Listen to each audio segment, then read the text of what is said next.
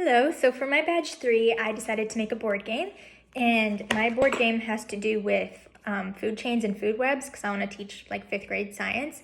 And there's 2 parts to the game. It's a 2-player game, and the first part is kind of like War, like the card game War.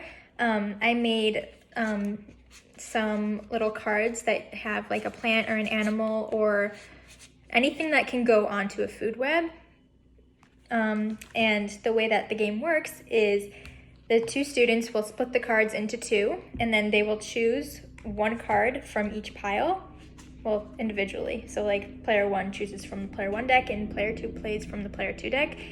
And so this is how an example of how it would run. So say player 1 has an owl and player 2 has the rabbit. So player 1, theirs is higher on the food chain, so they would win that round. So what they would do from there is player 1 will go to player 1's, I don't have them labeled, but they would pick a pillar and they would move their piece up 1 because they won 1 round. And then they would answer the question on the pillar. So first they would start at like below and then they would move up 1. So what is a consumer? Name an example. And they would name what a consumer is, and they would name an example of what a consumer could be.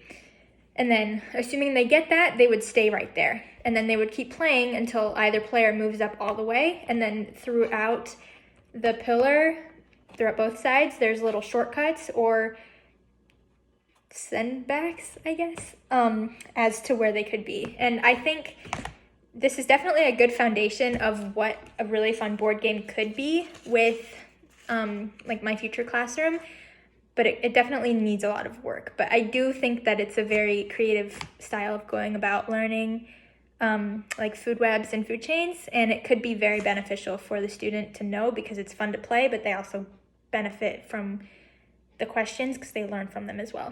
So thank you.